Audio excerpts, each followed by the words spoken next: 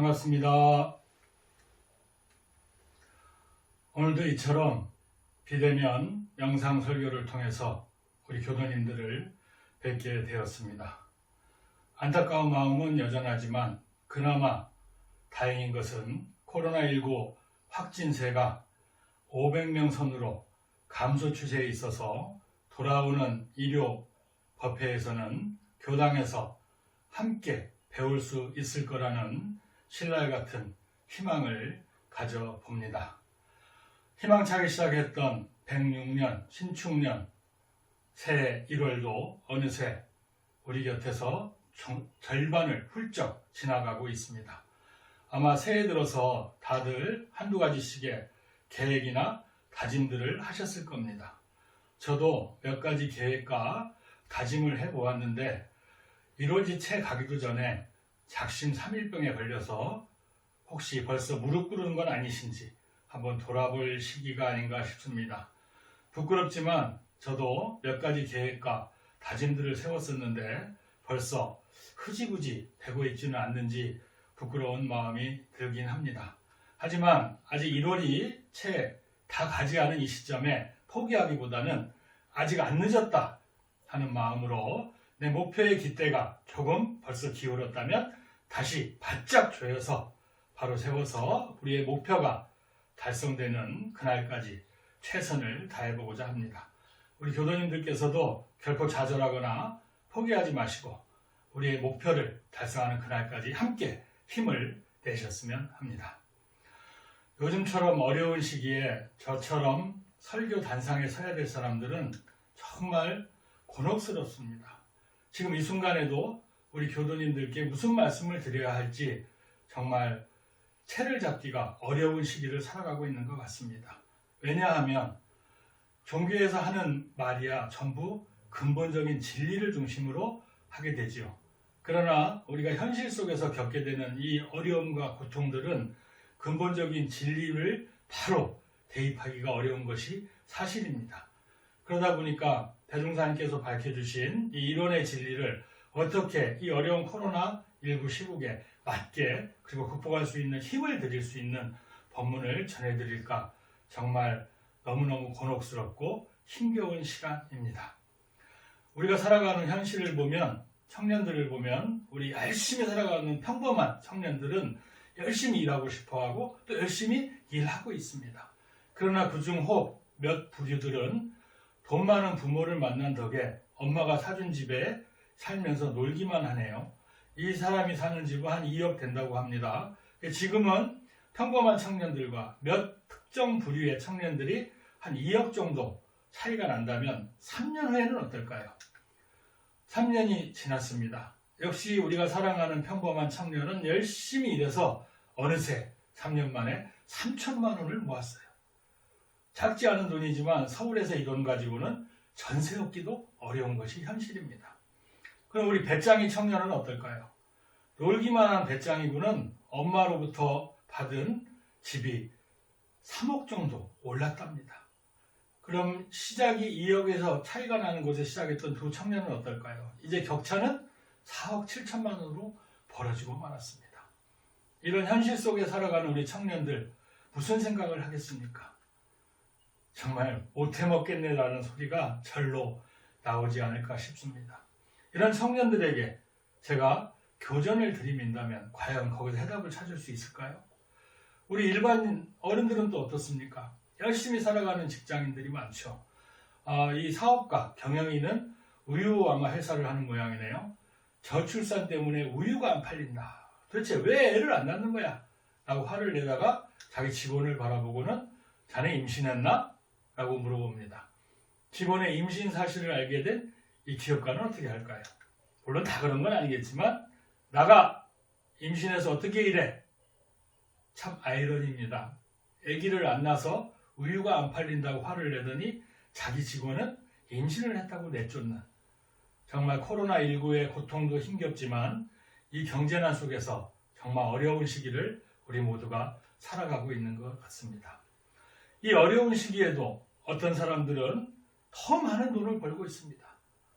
물론 몇몇 안 되는 특수계층이겠지만 대부분의 평범한 사람들은 이 어려운 시기에 아무리 열심히 일을 해도 형편이 나아지지 않고 있는 게 우리의 현실입니다. 이러한 시기에 제가 아무리 대종사님 법문을 요즘에 맞게 제주껏 버무려서 만들어서 이야기한들 수많은 사람들이 이해하고 공감할 수 있을까요? 충분히 저는 이해가 갑니다.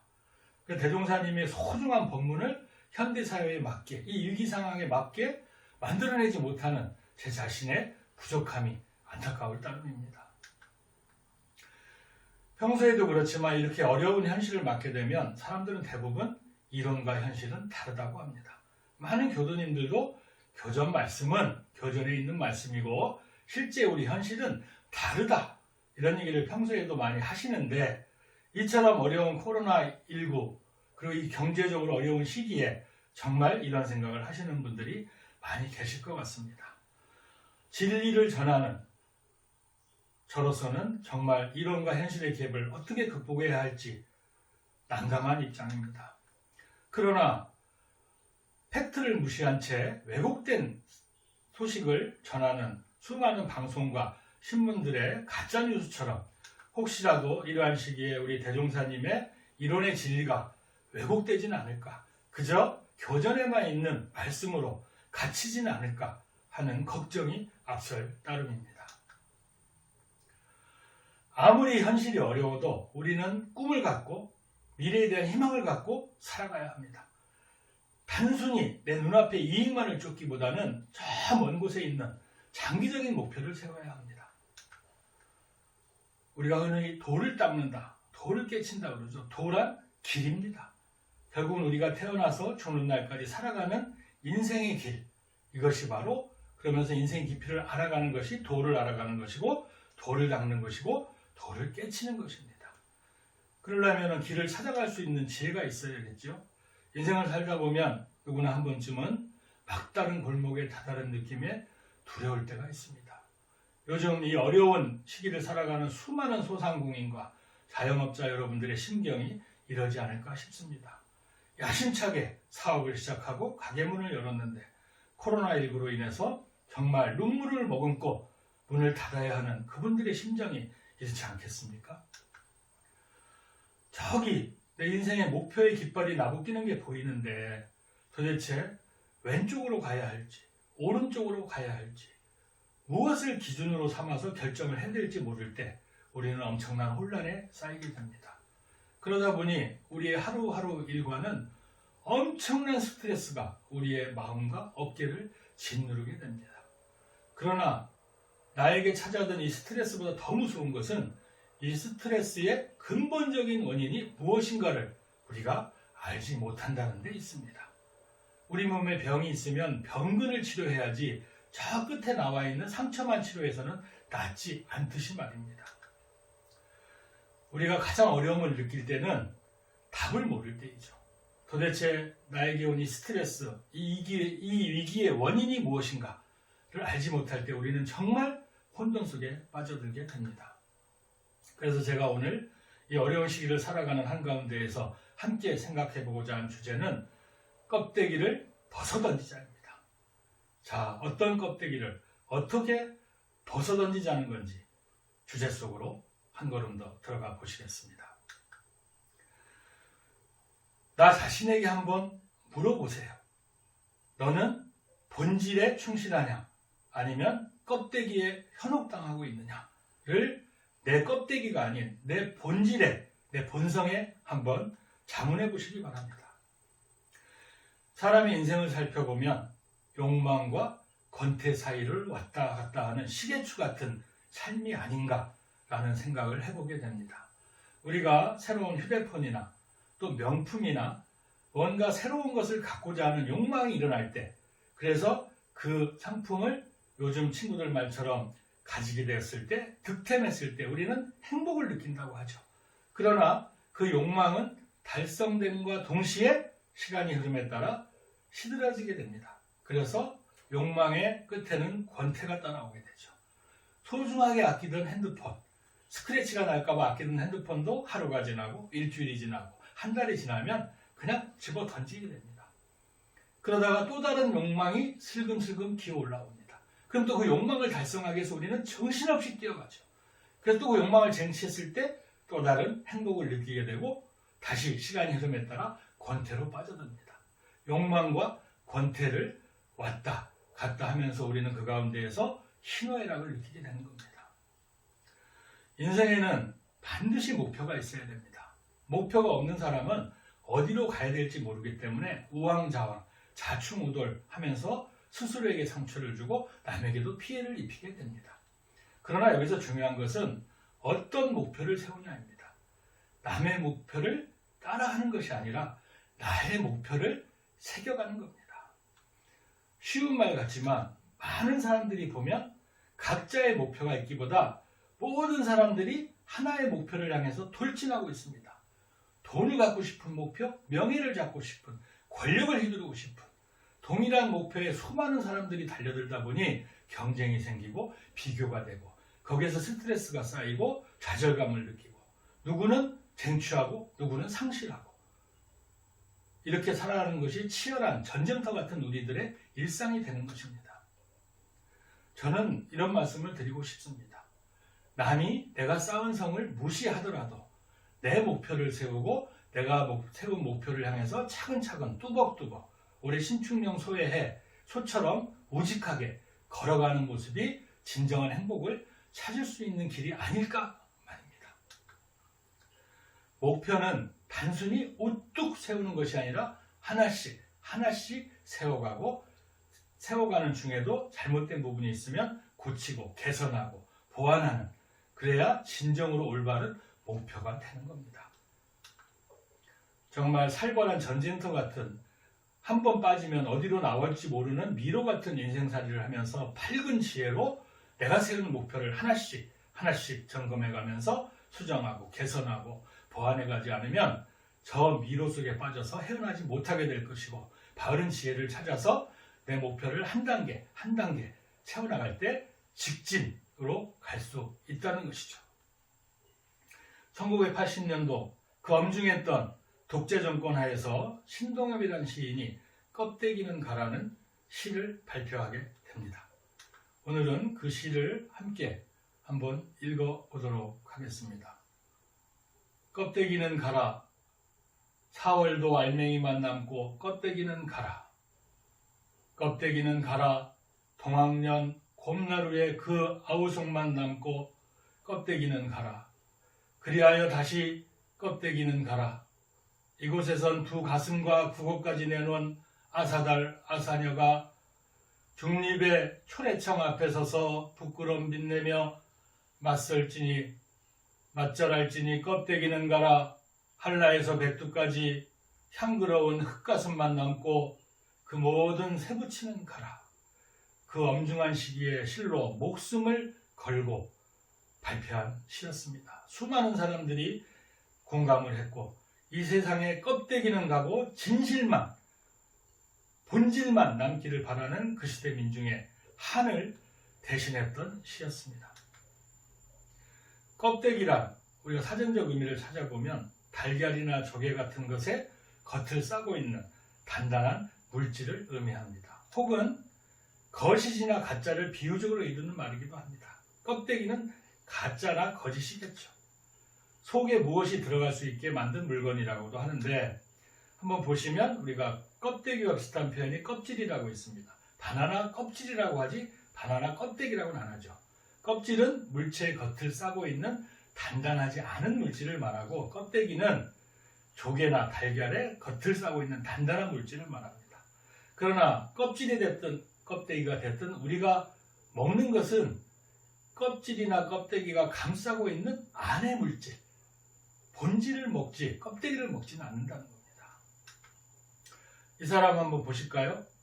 허우대가 멀쩡합니다. 멋쟁이 양복을 입고 이 사람의 껍데기는 훌륭한데 과연 이 사람의 본질은 뒤태는 어떨까요?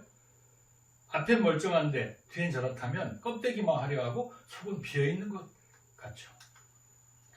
우리가 택배로 물건을 받았을 때 우리가 필요로 한 건 택배 포장지 박스 안에 있는 물건이지 그 박스가 아닌 겁니다. 그럼에도 불구하고 우리는 때로는 물건보다는 박스를 본질보다는 껍데기에 현혹되는 경우가 많이 있습니다. 저도 누군가에게 선물을 하나 받았는데 그 안에 아주 가격이 비싸면서도 몸에 좋다는 약이 들어있었는데 이 상자를 보는 순간에 그 약에는 별로 관심이 없고 껍데기, 이 케이스가 너무 반해서 약은 언제 먹었는지 기억도 잘 안 나는데 저 케이스는 지금도 제가 소중히 잘 쓰고 있습니다. 이 역시 본질을 외면하고 껍데기에 현혹된 단면이겠죠. 물건에 이런 껍데기가 있다면 사람의 껍데기는 무엇일까요? 우리는 인생을 살다 보면 체면 처리를 하기 위해서, 체면을 지키기 위해서 때로는 금전을, 또 때로는 자존심을 내던지거나 할 때가 있습니다. 과연 우리들이 얼마나 체면, 치레에 빠져 사는가? 이 어려운 불경기에 수많은 가장들이 실직을 하고 있습니다. 대기업 부장이었던 한 중년 남성이 명퇴를 당하고 저렇게 좌절하는 모습을 보이고 있습니다. 누구나 그러하듯이 명퇴한 분들은 재취업을 노리거나 부동산에 투자하거나 여러 가지로 몸부림을 치게 되죠. 이분 역시 대기업 부장에서 명퇴를 한 후에 여기저기를 헤매이다가 결국은 사람들이 추천해준 치킨 가게를 열게 됩니다. 근데 이분의 말씀이 치킨을 튀기는 일보다 장사가 되고 안 되고보다 더 버티기 힘든 게 뭐냐?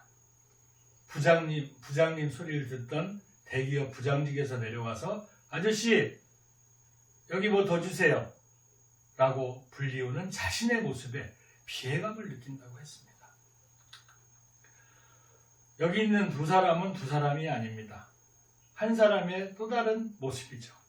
한 사람은 대기업 부장님으로서의 나, 또 한 사람은 치킨집 주인 아저씨가 된 나의 인격입니다. 대기업 부장으로 있을 때도 나고 치킨집 주인 아저씨인 지금도 납니다. 그러나 대기업 부장이라는 옷을 입었을 때와 치킨집 주인 아저씨라는 옷을 입었을 때 우리는 그 껍데기, 내가 입고 있는 옷에 현혹돼서 거기에 본질을 상실하고 좌절하고 실망하고 자존심이 상하고 이런 일들을 겪게 되는 겁니다. 저도 얼마 전에 건강검진을 받기 위해서 병원을 갔습니다. 근데 제가 병원 갈 때 병원 가면서 옷을 이렇게 차려입고 가진 않죠. 추운 겨울날 이렇게 마스크에 선글라스에 모자까지 다 둘러쓰고 거의 복면 수준이죠. 이러고 병원을 갔습니다. 마침 그 병원에는 접수하는 직원이 우리 교당 청년 회원이었습니다. 근데 제가 이렇게 가니까 저를 알아보지 못하고 아저씨 이리 와보세요 라고 부르더군요. 그런데 늘 교무님 소리를 듣던 제가 아저씨 하는 소리에 살짝 불쾌감이 그리고 아저씨라는 소리가 생경스럽게 들리더란 말입니다. 교무이기 전에 저도 자연인이고 인간일 뿐입니다. 지금 잠시 교무라는 옷을 입고 있을 뿐이죠. 그러나 우리들은 내가 입고 있는 그 옷에 제가 교무님 소리에 익숙해져 있다가 아저씨라는 소리를 들었을 때 당황스러웠듯이 아저씨가 됐던 교무님이 됐던 그 불리우는 대상은 저인데도 말입니다. 이처럼 우리는 본질을 잊어버리고 껍데기에 사로잡혀 사는 경우가 많이 있습니다. 껍데기가 얼마나 허망하고 본질이 중요한가를 알려주는 짧은 동화 한 컷을 보시겠습니다. 어느 세탁소에 갓 들어온 새 옷걸이에게 오랜된 헌 옷걸이가 말합니다. 우리 사람으로 말하면 원로겠죠? 너는 옷걸이라는 사실을 한시도 잊지 말길 바란다 하고 타이르고 또 타이릅니다. 그러니까 새로 들어온 옷걸이가 왜 옷걸이라는 걸 그렇게 강조하시는지요? 모르겠네요 라고 하니 이 오래된 옷걸이의 말씀이 잠깐씩 입혀지는 옷이 자기의 신분인 양 교만해지는 옷걸이들을 그동안 많이 보았기 때문이다. 정채봉 시인의 처음에 마음으로 돌아가라는 동화입니다. 느낌이 오시나요? 우리는 일생을 살아오면서 수많은 옷을 갈아입습니다. 어릴 때부터 지금 이 순간까지. 그러나 그것은 철마다 갈아입는 옷처럼 그때그때마다 잠시 내가 걸쳐 입는 옷일 뿐이지 그 옷이 내 자체가 아니라는 겁니다. 그러나 우리는 그 옷을 입고 있는 동안 내가 마치 그 옷인 것처럼 나한테 걸린 옷이 옷걸이 제 것인 것처럼 착각하듯이 그렇게 살아오면서 그 옷들이 벗겨져 나갈 때마다 위축되고 좌절하고 비관적이 되고 이런 상황을 겪어오면서 늙어가게 된다는 거죠. 이 시기에 경산 장흥철 상사께서 내려주셨던 법문이 생각이 납니다. 그 주제는 공들이고 공들이고 공들이는 한 해를 보내라 하신 말씀이었습니다. 여러분도 기억하실 겁니다. 원기 102년에 상사님께서 종법사로 재임 시에 내 마음에 공들이자 일마다 정성 다하자 사람이 가장 큰 보배다 라고 내려주신 신년 법문입니다. 이 말씀은 마음에 공들이고 일에 공들이고 사람에 공들이자는 의미를 담고 계십니다. 그러면 마음에 어떻게 공들이고 일에 어떻게 공들이고 사람에 어떻게 공들일 것인가? 정신수양으로 마음에 공들이고 사리연구를 통해서 일의 성공을 이끌어내고 작업치사를 통해 인간관계의 진정성을 회복해가자는 법문이신 겁니다. 그러면 공들이기에 중요한 팁이 뭘까요? 어떻게 하면 마음에, 일에, 사람에 공들일 수 있을까요? 저는 이렇게 생각합니다. 일상수행의 요법을 실천하는 것이다. 사막수행을 일상에서 실천할 수 있게 밝혀주신 것이 일상수행의 요법이죠. 이 일상수행의 요법을 눈 떠서 잠드는 시간까지 우리가 실천해 간다면 그게 바로 내가 부처가 되고 집집마다 부처가 하는 세상을 이루는 행위가 된다는 겁니다. 마음의 껍데기를 벗어버리고 본성을 찾고 일의 껍데기를 벗어버리고 알맹이를 찾아 성공을 이루고 사람과의 관계에서 껍데기를 벗어버리고 진정성을 회복하는 것이 공들이고 공들이고 공들이는 한 해의 미션이 되지 않을까요? 우리의 삶이란 전생의 업력을 짊어지고 이 세상에 태어나 또 다른 새로운 업들을 쌓아가는 이 세상에서의 나의 삶, 몸에 때가 끼듯 왜곡된 업들이 내가 짊어진 삶의 지게에 하나씩 둘씩 늘어만 갑니다. 욕심에 낀 때는 목욕탕에서 팍팍 문지르면 내 몸에서 떨어져 나가지만 내 영혼에 쌓여가는 업의 껍데기는 무엇으로 떼어낼 수 있을까요? 이론적으로는 나이가 들어갈수록 경험과 경륜이 쌓여 성숙해 가는 듯 보이지만 실상은 그렇지 못한 것이 우리네 삶의 현실입니다.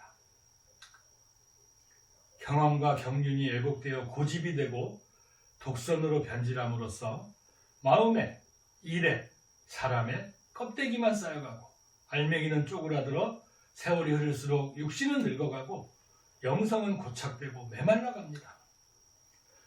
육신의 늙어감과 영성의 고착을 막기 위해서 우리는 치열한 열정으로 공들이고 공들이고 공들이는 순간순간을 살아가야 하겠습니다. 그 길이 행복을 쟁취하는 방법이고 부처가 되는 올바른 길이 아닐까요? 부처가 되는 길은 뜬구름 위에 저 높이에 있는 것이 아니라 일상의 소소함 속에서 작용하는 마음과 일과 사람과의 관계에 공을 들이는 일로부터 시작됨을 잊어서는 안 되겠습니다. 아침에 눈을 떠서 일상을 시작하며 잠자리에 누워 잠을 청하는 순간까지 마음에 공들이고 일에 정성을 다하며 사람과의 관계에서 진정성을 잃지 않는 순간순간이 모여 영생의 성적표가 되고 영혼의 껍데기는 나로부터 떨어져 간다는 것을 잊지 말고 오늘도 공들이고 공들이고 공들이는 하루를 시작하며 거룩한 성자의 길을 묵묵히 뚜벅뚜벅 그리고 조촐하게 걸어가는 것이 부처가 되는 길이며 그 길을 함께 걸어가는 사람이 많아질수록 집집마다 부처가 사는 세상은 한결 더 빨리 이루어질 것입니다.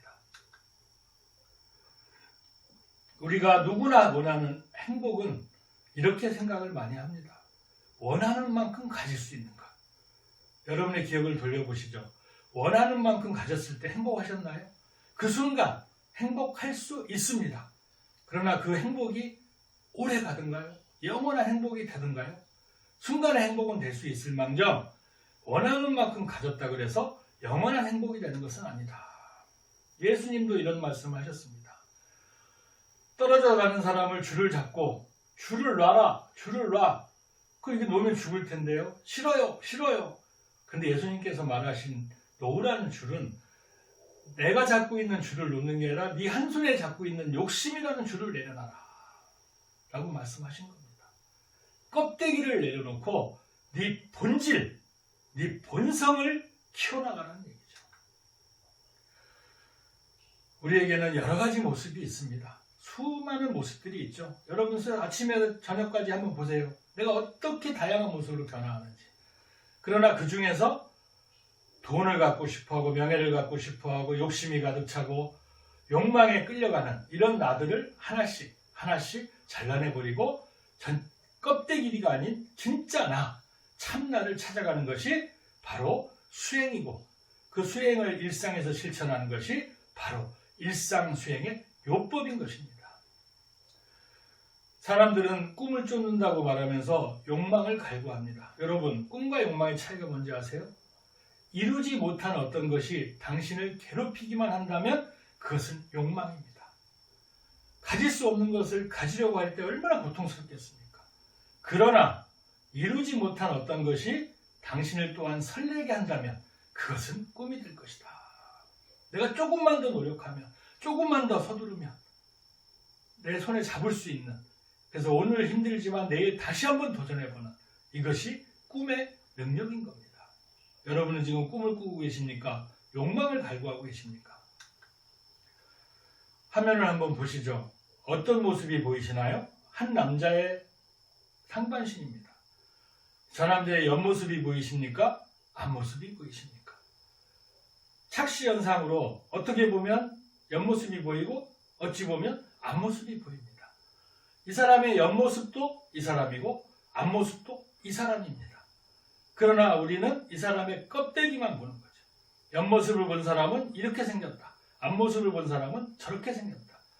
우리의 안목은 저 사람의 옆모습과 앞모습을 넘어선 그 본질을 볼 수 있는 지혜와 안목이 있어야 되는 겁니다. 코로나19는 아직도 우리 곁을 떠나지 않으려 몸부림치고 있습니다. 이미 우리는 코로나 이전의 시기에 문을 닫아버리고 코로나 이후 애프터 코로나 시대를 살아가고 있습니다. 힘들지만 우리 인류 모두가 힘을 합하고 지혜를 발휘해서 극복해내야 될 미래의 과제입니다. 그동안 우리의 신앙 형태가 열심히 할 테니 복을 주십시오 라는 기복적인 신앙이 많았다면 이제 새로이 열리는 애프터 코로나 후천 개벽의 시대의 우리의 신앙은 복을 빌기보다는 새해 복 많이 짓겠다는 다짐을 하는 것으로부터 시작돼야 합니다. 지은 복이 있어야 받을 거 아닌가요? 올해는 복을 받으시되 복을 많이 지으시면서 받으시기를 희망해 봅니다. 오늘 껍데기를 벗어던지자는 주제로 함께 해봤습니다. 자, 여러분의 껍데기는 얼마나 두터운가요? 그 두터운 껍데기를 하나씩 하나씩 정으로 내려쳐 깰 때 얼마나 고통스럽고 힘들겠습니다. 그러나 반드시 깨어내야 되는, 껍데기를 그래서 벗어 던져서 본래의 나를 찾아가야 되는 것이 우리의 과제입니다.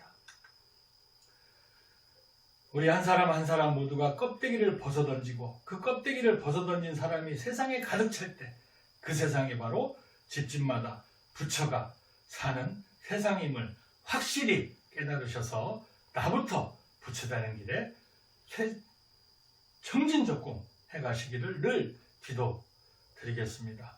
아직도 엄중하고 힘겨운 코로나19 시대를 살아가고 있습니다.